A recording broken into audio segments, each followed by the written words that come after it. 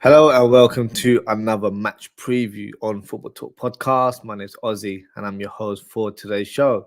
A great win for Liverpool this evening as Liverpool beat Sparta Praha 6-1, 11-2 on aggregate and now progress into the quarterfinals of the Europa League.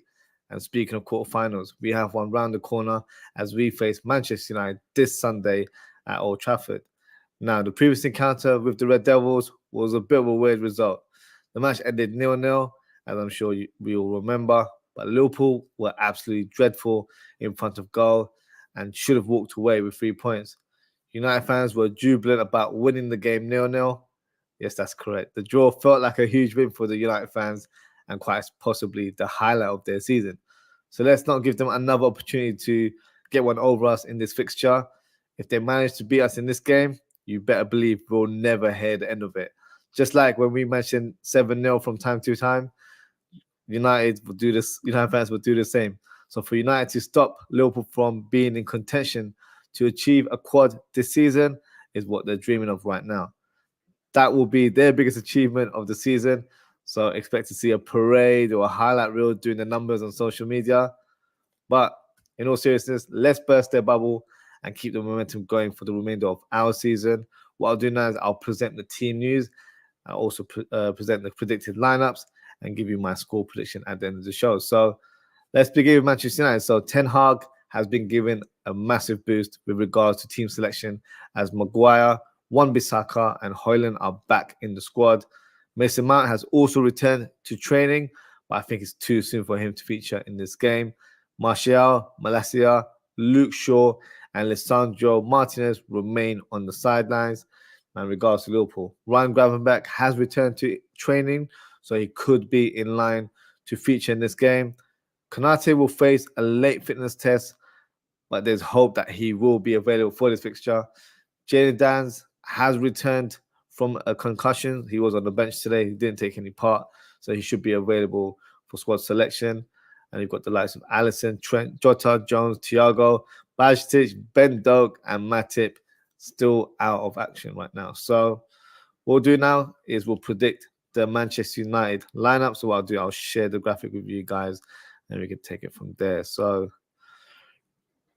now, funny enough, in terms of United's recent formation, they've been playing some sort of odd system where it's a 4-2-4-0. Now, it sounds like some sort of amateur setup there. But hey, let's not forget who their manager is. It's Ten Hag. So with that said, however, Højlund is back in the fold, so I think they will revert back to their more traditional formation, and that is a 4-2-3-1, which is what you can see on the screen. So in terms of their selection, Onana starts in goal. Hopefully he has one of his funny days, and we can capitalize on that. In terms of the back four, I'm going to go with Maguire to start on the left side of centre-back. I'm going to go with Varane to be his defensive partner. And then on the wings, I'm actually going to put Dalot at left back. I know he's been playing predominantly right back, but due to return of Wan-Bissaka, I think this might be a tactic that they deploy due to the fact that we've got players like Luis Diaz, who has been in sensational form recently. Okay, his finishing hasn't been the best, but in terms of what he's been doing overall, he's going to cause havoc on that left side. So playing a defensive-minded fullback like Wan-Bissaka will actually help with their setup and hopefully try and reduce the influence that Diaz has on the game. So that would be the thinking from Ten Hag in my point of view. And the double pivot is going to be Casemiro. And then you've got Meno, who unfortunately wasn't selected for the England squad today. I'll be honest with you, I think that was a little bit harsh. For me, he's been a standout player this season, one of the best sort of breakout talents in the league, in my opinion. So I think a reward would have been nice for him to be selected for these two friendlies coming up, for all of his impact that he presented for Manchester United. I would have placed him ahead of Jordan Henderson. I don't think Jordan Henderson deserves to be selected for England. But hey, you know how Gareth Southgate is. He has his favourites, and yeah, Henderson is one of those guys. So yeah, it is what it is. But back to the United lineup. In terms of the advanced three, I'm going to go with Bruno Fernandes in that number 10 role. Debatable one, actually, because some would probably say McTominay is more suited for that role, but I think he'll start with Bruno Fernandes in this fixture. And on the left-hand side, you've got Rashford, and then who scored a great goal the other day, and you've got Garnacho on the right, and up top, the return of Højlund. Focal point that they've definitely missed when you're playing a 4-2-4 formation, 4-2-4-0, sorry. Yeah, you're definitely missing a striker. So that's their formation right there. That's the team that I will consider, or I believe will start in this fixture. I could be wrong about Diogo Dalot, because I know Lindelof played left back in the previous game against Everton. So it might be Lindelof plays in there and it's actually Dalot on the right-hand side. But I think tactically, if I was Ten Hag, which I don't want to be, but from a neutral point of view, if I was the United coach, I would deploy that sort of backline where you've got Wan-Bissaka up against a flamboyant winger in Luis Diaz, try and stop him from having any influence.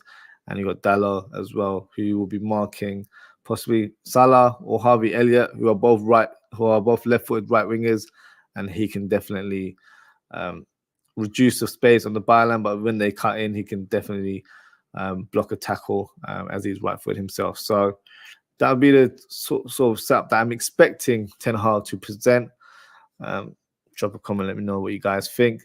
Now, in terms of Liverpool, let's get this graphic out of the way. Let's present our lineup. So 4-3-3, you know the deal. This is the setup that we always have. So in goal, it will be Kelleher. We know other player, no Adrian, that's for sure. And Alisson is not available anytime soon. He should be back, I believe, after the international break. So we're talking another couple of weeks. So that'll be a welcome addition to the team. Left back. Who do I go for left back?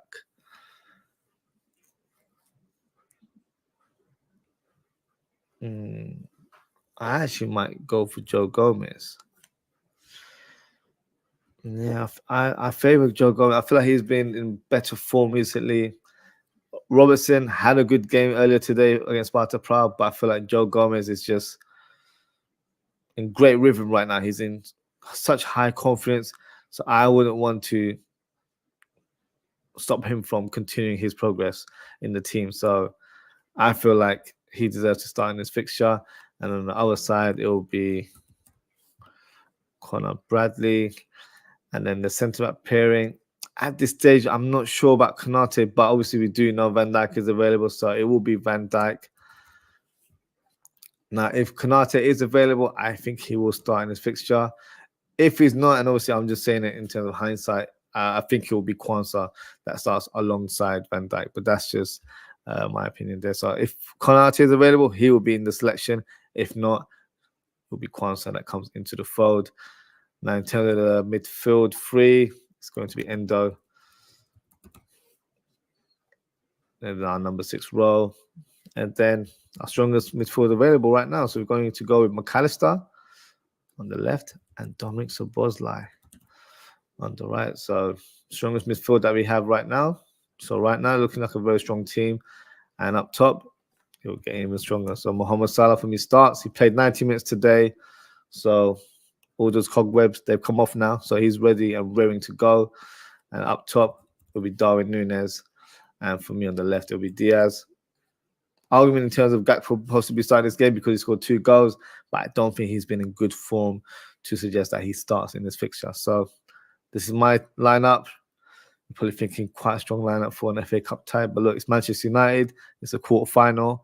We want to try and progress as further as we can and try and get ourselves into another final and another trophy in the bag. So, yeah, at this stage, we have to present a strong team. And after this, it's international break. So we'll have a bit of a gap. Let me just have a look at our fixtures. So it will be Brighton that we play on the 31st. So 2 weeks off. So, yeah, get the strongest lineup as possible for this game. Progress into the semi-finals. And then we'll see who we end up facing in the next round. So, yeah, for me, this is the lineup that should go on and beat Manchester United at Old Trafford. Just got a comment here from Daz. He's presented his lineup, and he's gone for Kelleher in goal, Bradley, Kwanzaa, Van Dijk, Gomez. So I think it's the same defensive lineup as mine. It's just that I think if Konate is available, he will get the nod. But yeah, I would choose Kwanzaa if Konate is not available. And then you've gone for Endo, Mac, and Dominic Szoboszlai, and Mohamed Salah, Nunes, and Diaz. So we're on the same wavelength, Daz. This is literally the team that I feel like we're going to see this Sunday. It's our strongest team available right now. And it's the strongest team we can field, minus Alisson and Trent. So I still have confidence in these players. I feel like we'll get the job done. And I think we would have learned our lesson from the previous encounter where we were so appalling from goals. We had so many chances to convert and just couldn't hit the back of the net, unfortunately. So it is what it is with regards to the last fixture. But hey, onwards and upwards. Now, in terms of my prediction for this game, I'm going for a Liverpool win, which, you know, it goes without saying sometimes. But I'm going for a decent scoreline. I'm going for a 3-0 victory for Liverpool. Now, in terms of the goal scorers, I'm going for Mohamed Salah. I'm going for Darwin Nunes. And I'm going for Dominic Szoboszlai to wrap it up for us. So, yeah, that's my lineup. That's my score prediction. That's the match preview. And that's the end of the show. So thank you to everyone for tuning in. Thank you to Daz, as always, for your comments. Appreciate your support, as always. If you haven't already, please don't forget to like, comment, share, and subscribe. The next show will be a watch-along of this game this Sunday. I've started doing watch-alongs now. So I've done 2 so far. So, yeah, why not tune in this Saturday? The match starts at 3:30, I believe, in UK time. So I should be logged on around 3:20. Then later in the evening, I'll be doing a match reaction of the game at 10 p.m. UK time. It's also calling shows for the viewers. So if you'd like to come on and have your say, the floor is yours. The link will be pinned in the live chat. I'm hoping it's a celebration sort of episode rather than us going on a few rants, but we'll see how it goes. And I really hope we get the win, as we'll get some bragging rights on our rivals, but also a win will help the team gain some confidence in the upcoming fixtures as we continue our quest for the quad. So, yeah, it is what it is. Just got a comment here from Daz, who says 2-0 to Liverpool, Salah and Darwin Nunes. So, yeah, not a bad shout as well, Daz. So, thank you as always, guys. Enjoy the rest of your evening, afternoon, or morning, or wherever you are in the world. Take care, stay safe, and I hope to speak to you all on Sunday. Goodbye.